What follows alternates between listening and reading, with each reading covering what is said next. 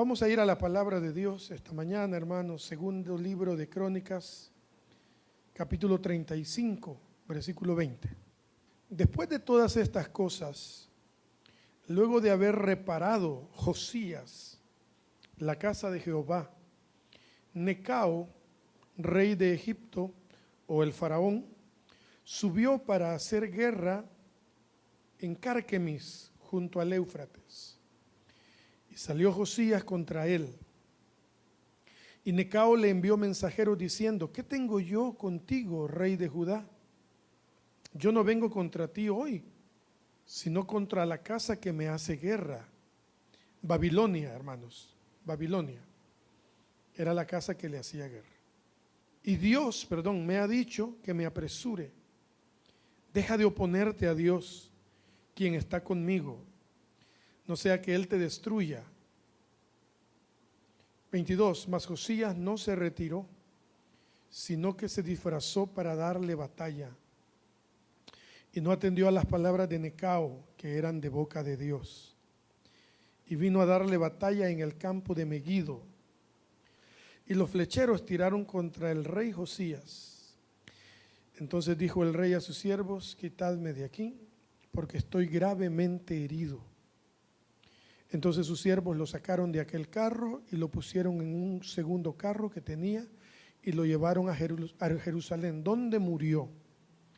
Y lo sepultaron en los sepulcros de sus padres, y toda Judá y Jerusalén hicieron duelo por Josías. Titulé este tema, hermanos, el peligro de una mala decisión. Ok, primero que nada vamos a saber quién fue Josías. Fue uno de los primeros versículos que yo me aprendí cuando era un niño. Porque Josías, si no me equivoco, es el rey más joven en la historia, hermano, desde siempre. Reinó desde los 8 años Judá. Bueno, número 1, hermanos, Josías fue el rey de Judá, aproximadamente del 640 al 609 antes de Cristo. Número 2, su reinado en Jerusalén se describe en el segundo libro de Reyes 22. Y dice que Josías fue el hijo del rey Amón y el nieto del rey Manasés. Escuchen esto: ambos reyes malvados de Judá. Sin embargo, Josías fue un rey piadoso y conocido como uno de los reyes más jóvenes del mundo. Comenzó su reinado a los 8 años después de que su padre fuera asesinado. Número 3. Segunda de Reyes 22:2 introduce a Josías diciendo esto: hizo lo recto ante los ojos del Señor y anduvo en todo el camino de su padre David. No se apartó ni a la derecha ni a la izquierda. Vamos bien, ¿verdad? Tremendo muchacho. Número 4. En el año 18 de su reinado, o sea, cuando tenía ¿cuántos años, hermanos? 8, 18, 28, 26 años, recaudó dinero para reparar el templo. Y durante las reparaciones, el sumo sacerdote Hilcías encontró el libro de la ley. Cuando el escriba Safán lo leyó a Josías, el rey rasgó sus vestiduras en señal de duelo y arrepentimiento. Eso era clásico, ¿verdad, hermanos? Cuando una persona caía en arrepentimiento, rasgaba sus vestidos, se sentaba en ceniza, etc. Número 5. El rey Josías llamó a un tiempo de arrepentimiento nacional. Después de haberse arrepentido él, llamó a todo el pueblo de Judá a un arrepentimiento. 6. El templo fue limpiado de todos los objetos de adoración pagana y se demolieron los lugares altos idólatras del país de Judá. Número 7. Josías restauró la observancia de la Pascua. ¿Han oído de esa palabra, hermanos? La Pascua. ¿Qué es la Pascua? La Pascua, hermanos, Pesach en hebreo, es una fiesta judía que celebra el éxodo de Egipto y la liberación de los israelitas de la esclavitud de los egipcios. La fiesta de la Pascua, junto con la fiesta de los panes sin levadura fue la primera de las festividades que Dios mandó a Israel a guardar. Ustedes lo pueden ver en Éxodo capítulo 12. Las conmemoraciones actuales implican una comida especial llamada Seder, que incluye pan sin levadura y otros alimentos simbólicos de varios aspectos del Éxodo. La noche de la primera Pascua, hermanos, fue la noche de la 10ª plaga en Egipto. ¿Cuál fue la 10ª plaga? La muerte del primogénito en cada uno de los lugares donde no había sangre en el dintel de la puerta. Esa noche fatídica, Dios dijo a los israelitas que sacrificaran un cordero sin mancha y marcaran sus dinteles, umbrales con su sangre. Éxodo 12, 21 al 22. Hasta el día de hoy, hermanos, los judíos de todo el mundo celebran la Pascua en obediencia a este mandato. La Pascua y la historia del Éxodo tienen un gran significado también para los cristianos, ya que Jesucristo cumplió la ley, incluyendo el simbolismo de la Pascua. Mateo 5:17. Jesús, hermanos amados, es ahora para nosotros nuestra Pascua. Primera carta a los Corintios 5:7. Hermanos, Jesús es ahora nuestra Pascua. Jesús es ahora nuestro día de reposo. Por eso es que ya después de que Cristo muere, ya no es necesario este tipo de actos, celebraciones, etcétera, como lo quieran llamar. Que dice, hermanos, limpiaos pues de la vieja levadura, para que seáis nueva masa, sin levadura como sois. Porque nuestra Pascua, que es Cristo, ya fue sacrificada por nosotros. Oh, hermanos, si muchas religiones leyeran la palabra de Dios, ¿verdad?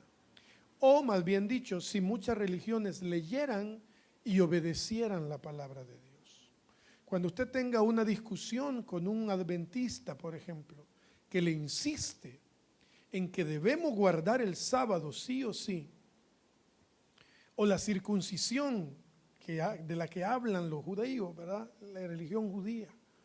Hermanos, todo el que quiera seguir teniendo costumbres del Antiguo Testamento, fiestas, religiosidades como esta, le está diciendo al sacrificio de Cristo, no vale. Es como cuando esta religión practica la transustanciación. ¿Conocen ese término?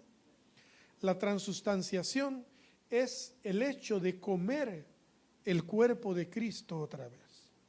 Nosotros no comemos el cuerpo de Cristo, nosotros conmemoramos la muerte de Cristo. Pero si yo hoy como el cuerpo de Cristo, estoy diciendo es necesario volver a sacrificarlo. ¿Por qué? Porque el sacrificio de la cruz no tuvo validez, hay que volver a. Y Hebreos capítulo 9 o capítulo 11 dice, hermanos, el sumo sacerdote que entregó su vida una vez y para siempre. Ya no es necesario algún tipo de situaciones como esta. Jesús en la Pascua, 2 puntos. Fue asesinado en la época de la Pascua. Y la última cena, hermanos, fue una comida de Pascua. Y la última cena podemos verlo en Lucas 22, 7 y 8. ¿Qué pasaba entonces con la Pascua en el tiempo de Josías? Hermanos, cada uno hacía lo que quería. Ya no se respetaba nada, hermanos. Y Josías, una de las cosas que hace es que restaura la observancia de la Pascua. Ok, ese era un comercial nada más, hermanos. Número 8. Eliminó a los médiums y brujos de la tierra. Ese es un trabajo que viene de hace muchos años, hermanos. Número 9, Segunda de Reyes 23, 25 dice, atención, hermanos, imagínense qué es esto tan tremendo. Y antes de él no hubo rey como él, que volviera al Señor con todo su corazón, con toda su alma y con todas sus fuerzas. Hermanos, les cuento un secreto, lo pone por encima de David. ¿Qué les parece? Dice que antes de él no hubo un rey que volviera su corazón, su alma y con todas sus fuerzas al Señor, conforme a toda la ley de Moisés. Y escuchen esto, hermanos, ni otro como él se levantó después de él. Qué tremendo, ¿verdad? La palabra pone, y si la palabra lo dice es porque así es, hermanos. La palabra pone a Josías casi en el podium del primer lugar de todos los reyes de Israel y de Judá. Ni otro como él se levantó después de él.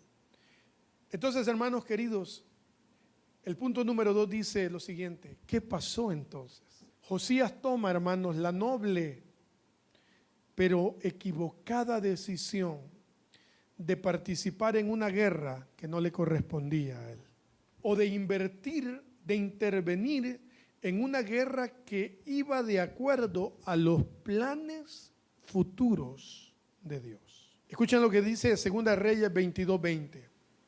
Esta es una profecía que Jeremías da a Josías. Escuchen qué maravilloso lo que la palabra le manda, lo que Dios le manda decir a Josías. Por tanto, dice, de palabra directa, hermano, de Dios a Josías. Por tanto, he aquí, yo te recogeré con tus padres y serás llevado a tu sepulcro en paz. Y no verán tus ojos todo el mal que yo traigo sobre este lugar. Y ellos dieron al rey la respuesta. ¿Qué es lo que venía para Judá, hermanos, después de Josías? La intervención de Nabucodonosor al sitiar toda Israel, Judá, y el exilio de los israelitas hacia Babilonia. Dios estaba tan agradado con Josías que esperó a que el reinado de Josías pasara para entonces autorizar, porque Dios lo permite todo, a Nabucodonosor sitiar la ciudad, quemarla, destruirla y llevárselos.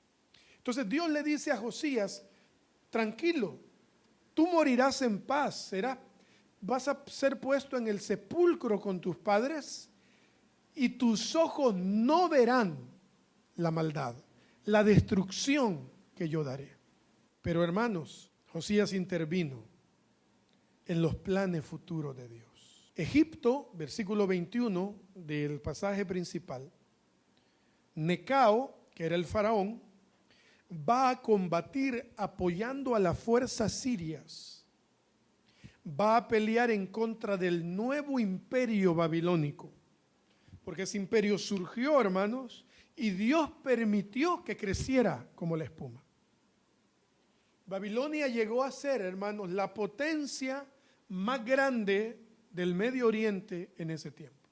No había otro rey tan poderoso, millonario e influyente más que el rey Nabucodonosor. Dios lo permitió, siempre pensando en corregir a su pueblo. Eso es todo, hermanos. Dios no hace un movimiento en falso. Todos los jaque mate de Dios son con un propósito específico. Y eso nos incluye a nosotros ahora en este tiempo. Entonces, hermanos, el imperio babilónico con su brillante jefe, el emperador Nabucodonosor. ¿Qué más pasó? Josías, hermanos amados, se acomodó.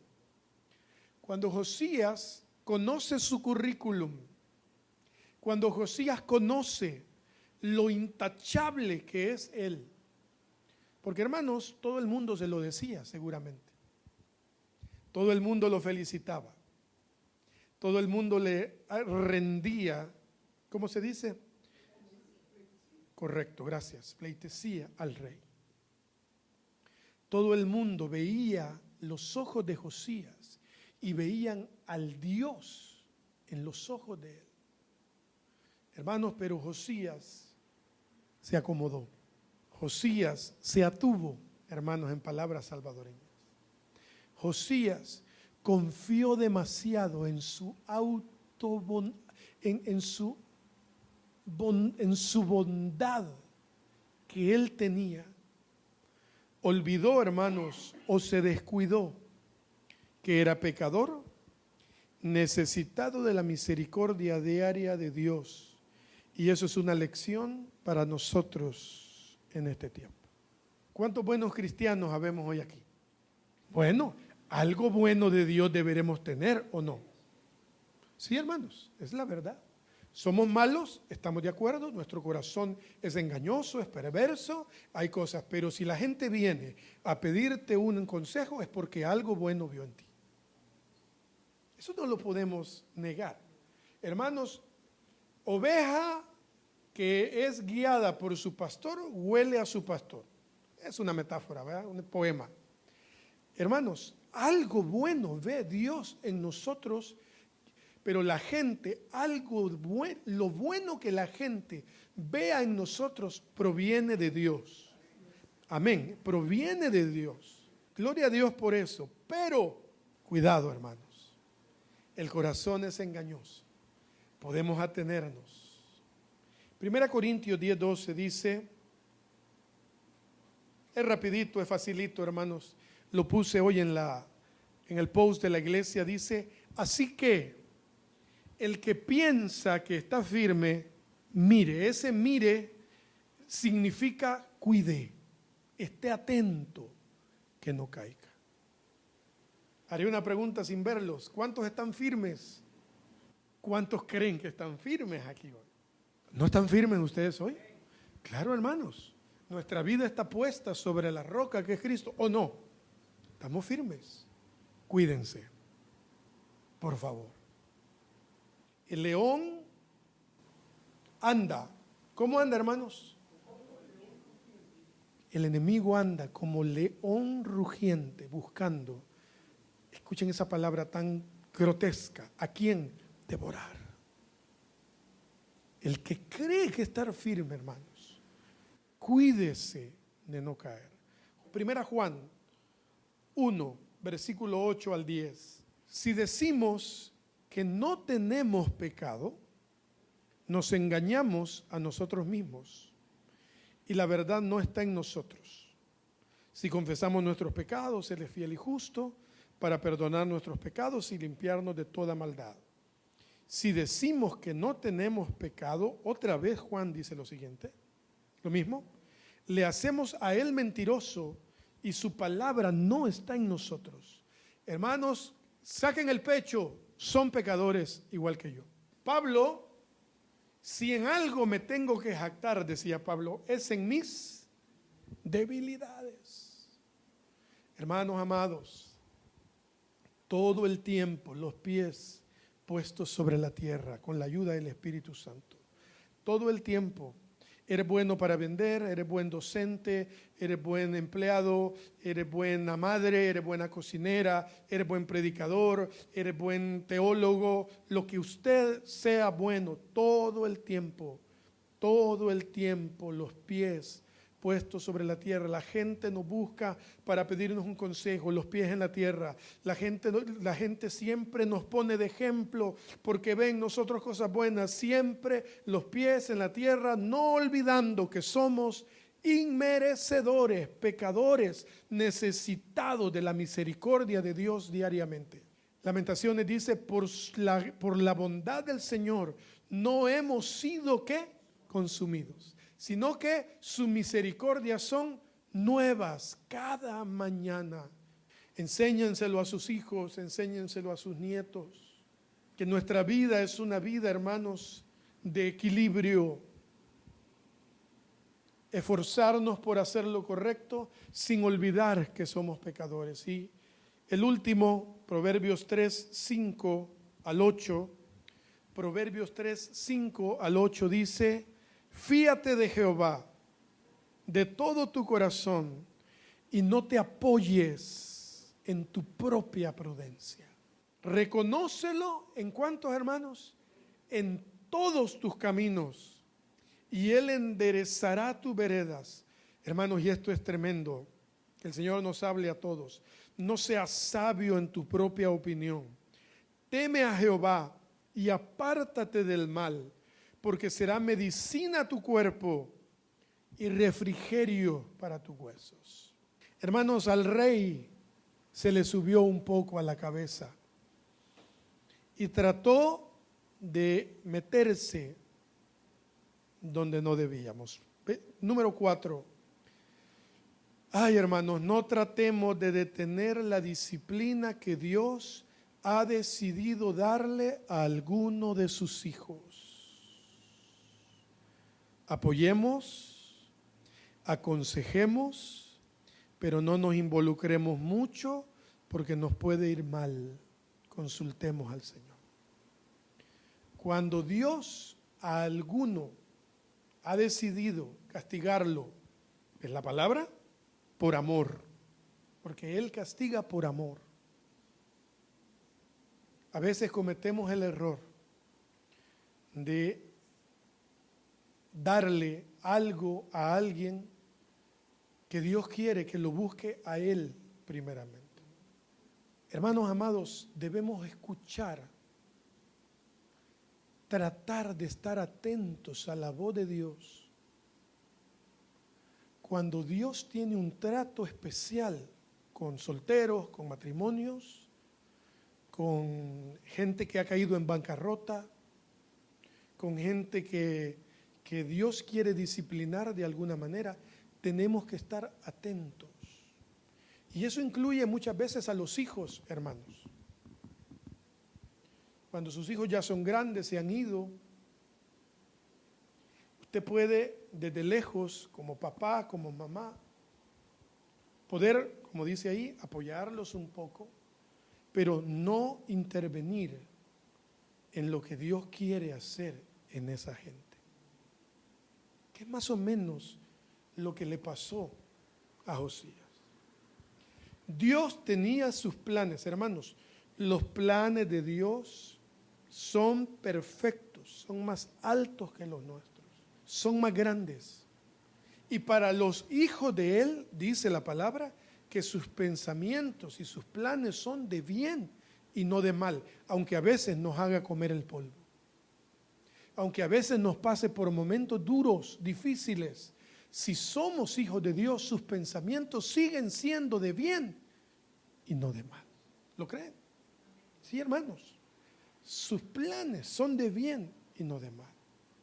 Pero Josías no consultó a Dios para intervenir en esta guerra que no le tocaba a él.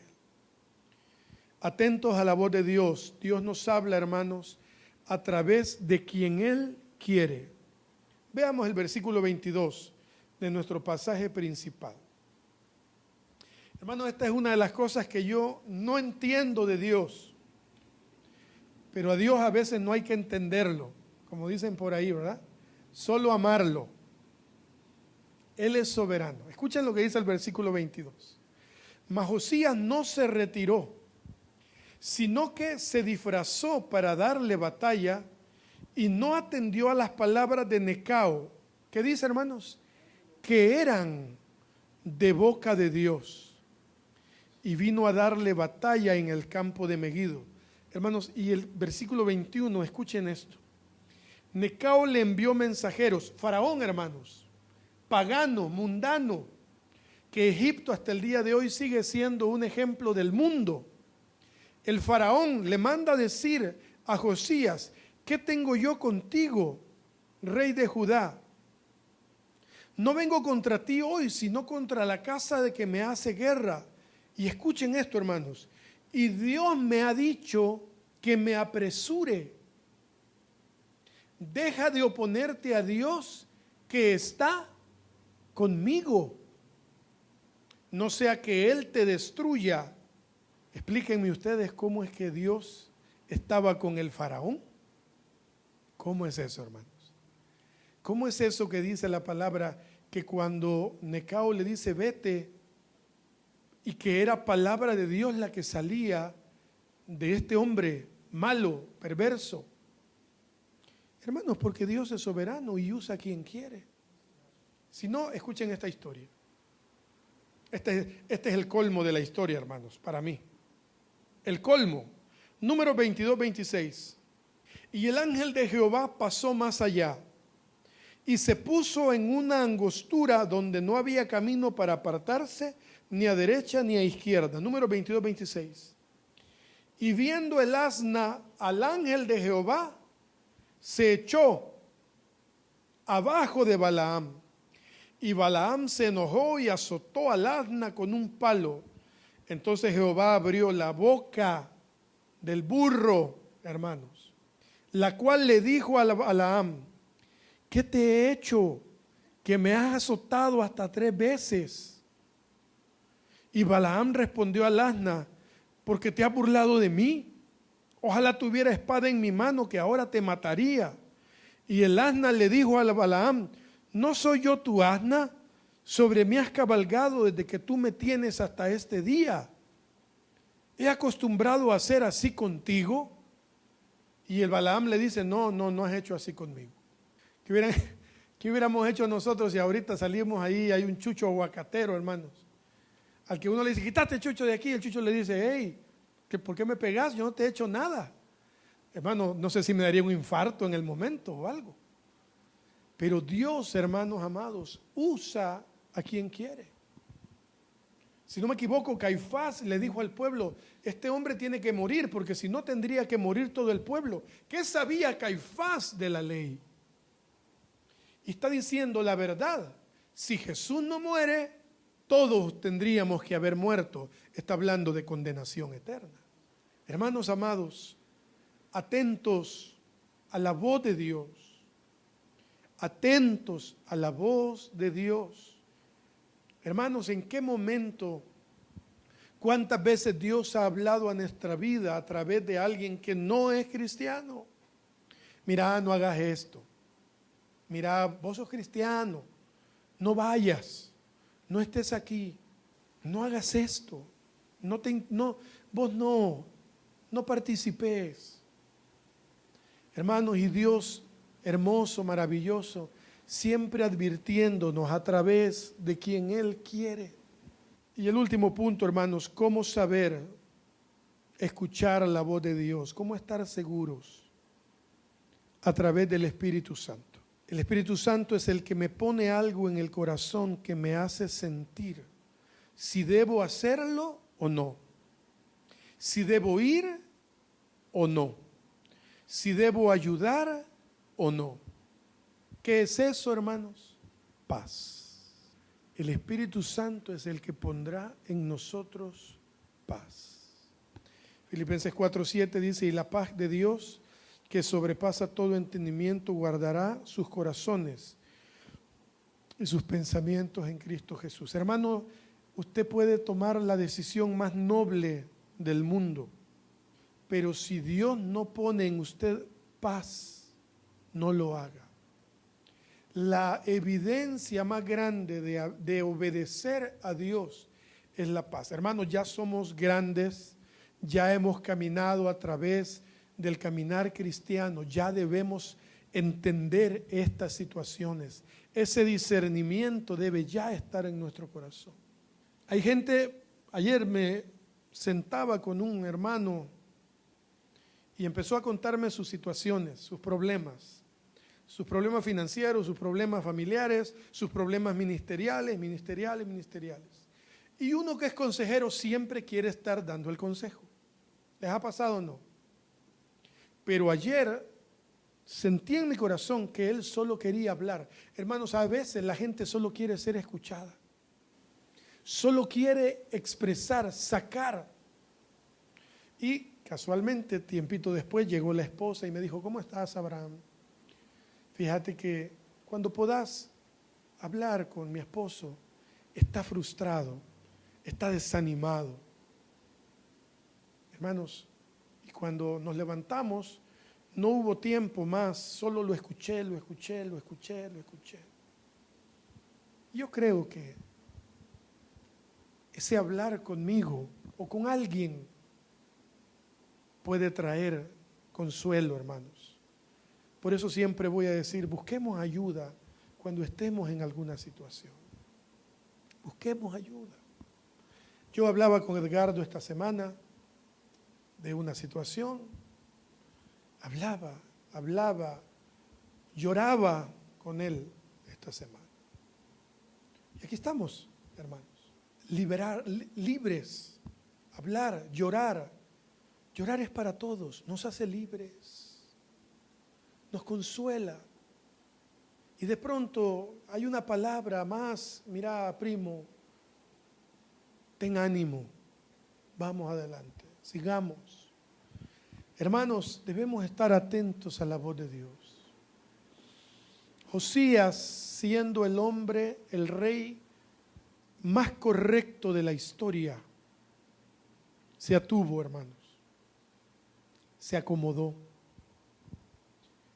Tomó una decisión que le costó la vida. ¿Entienden la magnitud? Porque como dije al principio, hermanos, el peligro de tomar una mala decisión. Y esto es lo relevante del caso, que son decisiones nobles. Es obvio, hermanos, que tomar una decisión, por ejemplo, de bajarme del carro y quebrarle el espejo al otro, eso no es una buena decisión. Eso es una decisión equivocada. Me refiero a algo noble, a algo bueno, que yo crea que es bueno. En este caso no estoy hablando de decidir tener a otra persona o no, hermanos. Estamos hablando de una decisión aparentemente buena. Esto es más profundo. No, yo no tengo que venir a decirles aquí, castigar a un hijo lleno de frustración, eso es malo. Eso ustedes ya lo saben, hermanos, se los he dicho cientos de veces. Gritarle al cónyuge es malo, eso ustedes ya lo saben, hermanos. Eso no tengo que decírselos. Irle al Real Madrid, hermanos, eso es malísimo. Eso ustedes ya lo saben, no tengo que decírselos. Irle al FAS, hermanos, eso no está bien, eso son malas decisiones, ya lo sabemos. O a la Alianza, hermano, eso son decisiones malísimas, no tengo que decírselas. Me refiero a decisiones que parecen nobles, que solamente podemos dar un paso si Dios nos lo dice, nos lo autoriza. Ve, habla con ellos. Por eso, hermanos, cuando alguien busque consejo, escuchen esto. Esto es un principio de consejería, de un estudio de consejería. Si alguien viene a hablar contigo, espontáneamente, si te busca, es obvio que quiere un consejo. Pero si surgió la plática, lo primero que uno tiene que preguntarle es, ¿quieres que te diga algo o solo quieres hablar? Ese es un principio de diplomado en consejería. ¿Quieres que te diga algo o solo quieres hablar? A mí me ha pasado que cuando yo he hecho esa pregunta, me llevo la noticia, la sorpresa, que me han dicho, no, solo quiero hablar. Hubiera quedado de metido si yo me pongo hermano, esto es muy profundo. Por lo general, uno siempre, sí, mira, es que la palabra, te quiero decir algo, solo quiero hablar.